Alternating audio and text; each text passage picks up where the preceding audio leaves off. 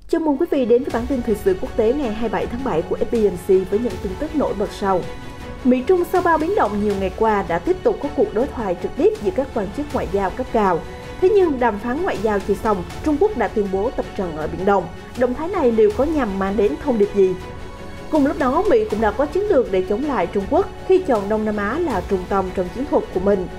Ở một diễn biến khác, Trung Quốc kêu gọi Mỹ chịu trách nhiệm về hỗn loạn ở Afghanistan. Song song với động thái rút quân ở Afghanistan, quân đội Mỹ cũng chính thức chấm dứt nhiệm vụ 18 năm tại Iraq. Căng thẳng về câu chuyện tranh chấp lãnh thổ lại có tình tiết mới, bùng nổ bất hòa âm ỉ giữa Nga, Nhật Bản khi Thủ tướng Nga thăm đảo tranh chấp. Những thông tin đáng chú ý khác, Pháp cấm sử dụng máy bay không người lái theo dõi người di cư. WHO cảnh báo Covid-19 đang bùng phát trở lại ở nhiều quốc gia. Thảm họa lũ lụt để lại núi rác kỷ lục cho người dân Đức. Những diễn biến mới nhất trên toàn cầu ngày 27 tháng 7 sẽ được cập nhật ngay sau đây.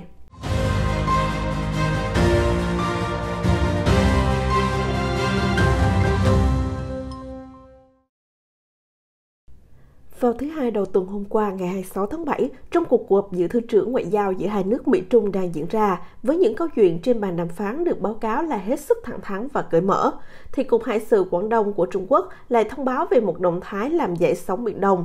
Theo đó, Hải quân Giải phóng Nhân dân Trung Quốc PLAN sẽ tiến hành một cuộc tập trận ở Biển Đông. Trong một tuyên bố trên trang web chính thức của PLAN, văn phòng cho biết cuộc diễn tập sẽ được tổ chức tại vùng biển giữa đảo Thương Xuyên của Quảng Đông và Biển Đông vào ngày 27 tháng 7 lúc 6 giờ chiều và sẽ kéo dài đến 10 giờ tối ngày 29 tháng 7.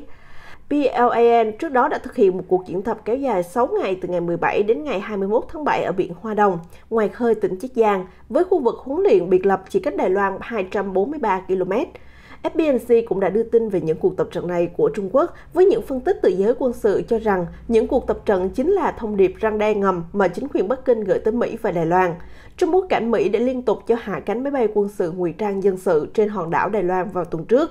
Trở lại với bàn đàm phán ngoại giao Mỹ-Trung hiện tại, Thứ trưởng Ngoại giao Trung Quốc Tạ Phong đã nói với Thứ trưởng Ngoại giao Hoa Kỳ Wendy Sherman rằng quan hệ song phương hiện đang đi vào bế tắc và phải đối mặt với những khó khăn nghiêm trọng. Song song đó, Thứ trưởng Ngoại giao Mỹ Sherman cũng đã nêu lên những lo ngại về nhân quyền, cũng như các trường hợp người Mỹ và Canada bị giam giữ ở Trung Quốc. Đồng thời, bà Sherman cũng bày tỏ lo ngại về việc Trung Quốc không sẵn sàng hợp tác với Tổ chức Y tế Thế giới WHO trong cuộc điều tra giai đoạn 2 về nguồn gốc của Covid-19.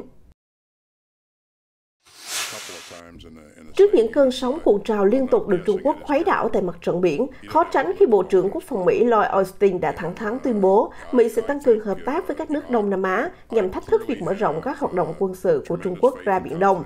Tuyên bố này được ông Austin đưa ra trong cuộc họp báo vào tuần trước. Chuyến đi của ông Austin đến Đông Nam Á sẽ diễn ra trong tuần này, đánh dấu thành viên đầu tiên trong nội các của Tổng thống Mỹ Joe Biden thăm Đông Nam Á, nhằm nhấn mạnh tầm quan trọng của khu vực này trong chiến lược đẩy lùi Trung Quốc của chính quyền Washington. Theo Japan Times, Hoa Kỳ đã đặt đối trọng với Trung Quốc trong chính sách an ninh quốc gia của mình trong nhiều năm và chính quyền ông Biden đã gọi sự cạnh tranh với Bắc Kinh là thử thách địa chính trị lớn nhất trong thế kỷ này. Một nhà ngoại giao châu Á giấu tên cho biết có vẻ như chính quyền Biden hiện đang hướng sự tập trung mạnh mẽ hơn vào châu Á sau khi giải quyết các vấn đề toàn cầu khác, chẳng hạn như quan hệ với Nga và châu Âu. Tuy nhiên, sau 6 tháng kể từ nhiệm kỳ tổng thống của ông Biden bắt đầu, các nước Đông Nam Á vẫn đang tìm kiếm chi tiết về chiến lược của ông Biden cũng như các kế hoạch cụ thể của ông trên lĩnh vực kinh tế, thương mại và quân sự tại khu vực Ấn Độ Dương-Thái Bình Dương. Chuyến đi của Bộ trưởng Bộ Quốc phòng Mỹ diễn ra sau chuyến thăm đầu tiên của Thứ trưởng Ngoại giao Hoa Kỳ Wendy Sherman tới Trung Quốc vào hôm 25-26 tháng 7 và trùng với chuyến đi của Ngoại trưởng Mỹ Antony Blinken tới Ấn Độ, một đối tác quan trọng khác trong nỗ lực chống lại Bắc Kinh của Hoa Kỳ. Được biết, ông Austin đã dự kiến đến thăm khu vực vào tháng 6, nhưng buộc phải hoãn lại do các lệnh hạn chế để phòng dịch Covid-19 ở Singapore.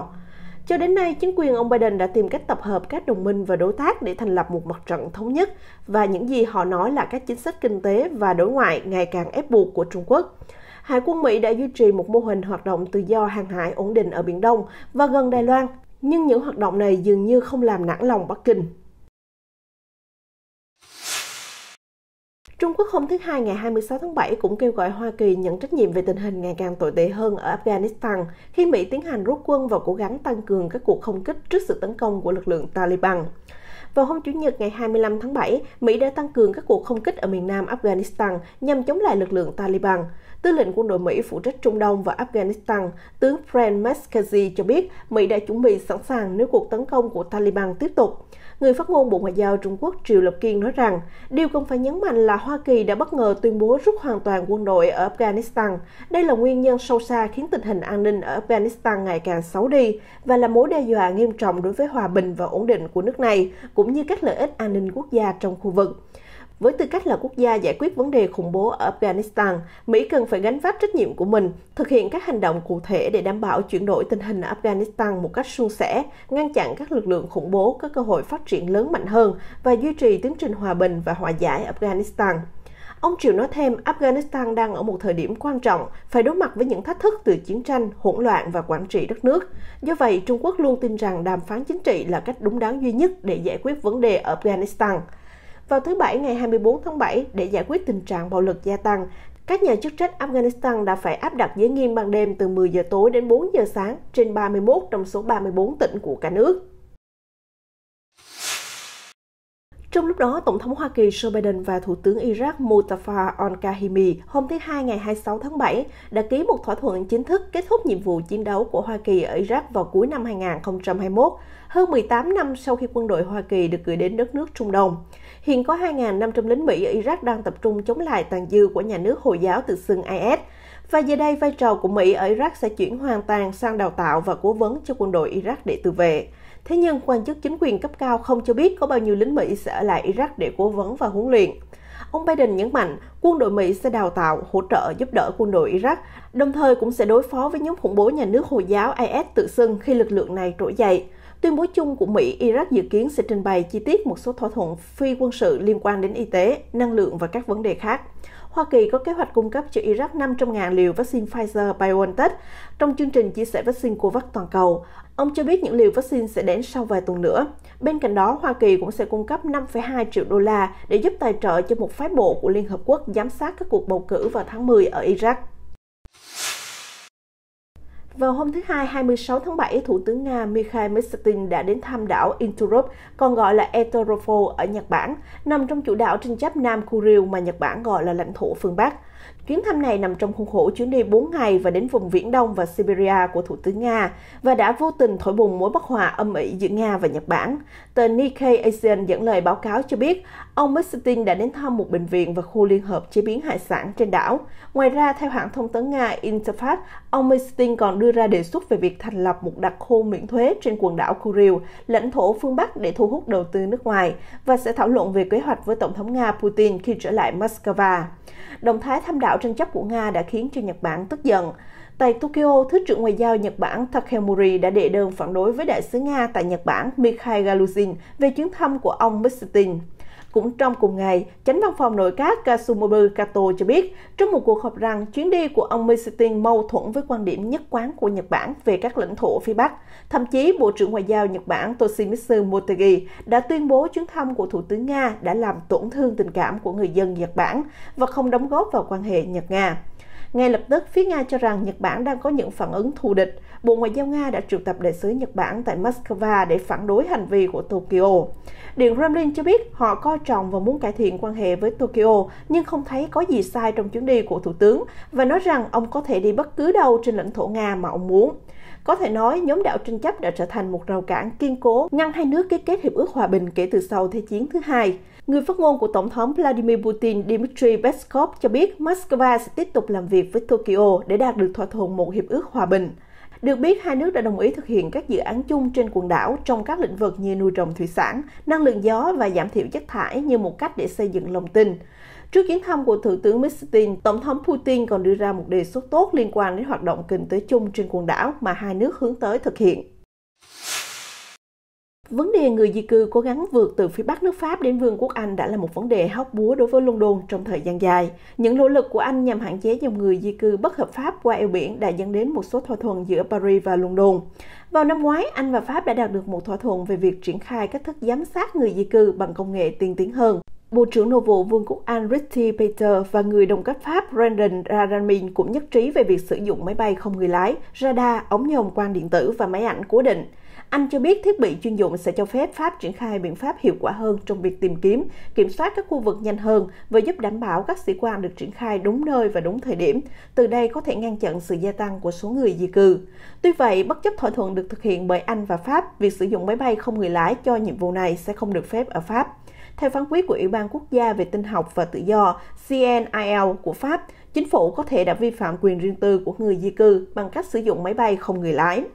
CNIL đã phát hiện ra rằng chính phủ Pháp đã sử dụng máy bay không người lái một cách bất hợp pháp để phòng chống coronavirus và cho các mục đích khác. Vào tháng 5, một phán quyết của Tòa án cấp cao Pháp đã đình chỉ hoạt động này ở Paris. Trong thỏa thuận mới nhất giữa Paris và London về vấn đề di cư, ông Bettel thậm chí đã đồng ý trả cho Pháp 54 triệu bảng Anh để giúp ngăn chặn những người di cư qua eo biển Anh bằng thuyền. Động thái này của Bộ trưởng Nội vụ đã vấp phải chỉ trích của phe đối lập tại Anh vì cho rằng chính phủ Anh đang chẳng làm gì khác hơn ngoài việc ném tiền để giải quyết.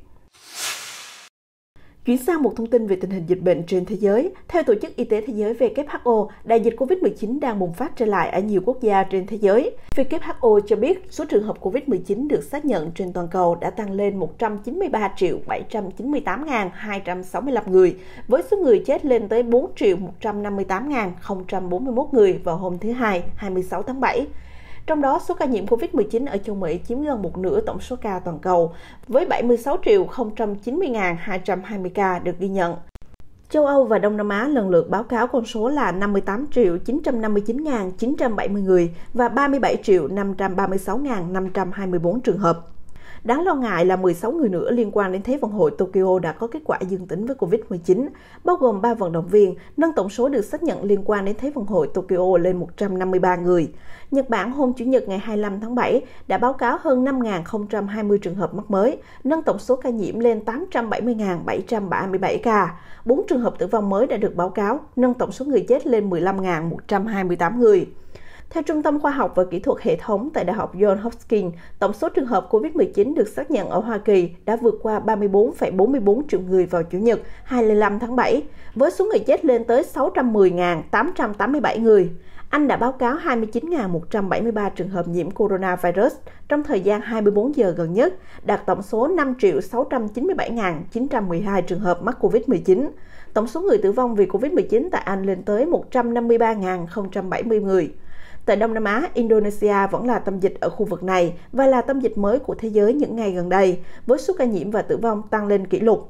Bộ Y tế Indonesia hôm Chủ nhật cho biết số ca nhiễm COVID-19 ở nước này đã tăng 38.679 ca mới trong vòng 24 giờ qua, đưa tổng số ca mắc lên tới 3.166.505 ca, trong đó ghi nhận 1.266 ca tử vong mới, nâng tổng số ca tử vong vì COVID-19 lên 83.279 người. Tổng thống Joko Widodo cho biết Indonesia sẽ gia hạn các hạn chế COVID trong 8 ngày tới, từ ngày 26 tháng 7 đến ngày 2 tháng 8, để kiểm soát việc lây truyền COVID-19. Hiện tại, 34 tỉnh của Indonesia đang chứng kiến sự tấn công của biến thể Delta. Indonesia đang đẩy nhanh chương trình tiêm chủng lớn trong khi vẫn duy trì các hạn chế đối với việc di chuyển công cộng ở một số khu vực. Về tình hình môi trường, trận lũ lụt kinh hoàng nhất nước Đức trong vòng 60 năm đã tạo ra hàng núi rác từ tủ lạnh đến xe hơi, tất cả đều tan nát và nằm chất đống bên đường và trong các bãi rác tạm bợ. Dự đoán việc xử lý rác có thể mất vài tuần hoặc vài tháng. Các cơ quan xử lý chất thải vẫn chưa thể đưa ra con số về việc lũ lụt đã tạo thêm bao nhiêu rác, nhưng họ nhất trí rằng núi rác này đang đạt con số kỷ lục từ trước tới nay. Thậm chí một số doanh nghiệp phải điều chuyển nhân viên kinh doanh sang làm nhiệm vụ dọn dẹp các bãi rác chứa ô tô ngổn ngang trong nỗ lực dọn sạch lũ lụt của đất nước. Điều đáng lo ngại đó là các vật liệu độc hại đang ẩn trong núi rác và rất khó để nhìn thấy. Từ đó có thể thấy thương tích cho người qua đường hoặc công nhân. Thậm chí với trường hợp rác ô tô, cần hết sức thận trọng khi dọn dẹp vì chúng có khả năng gây nổ.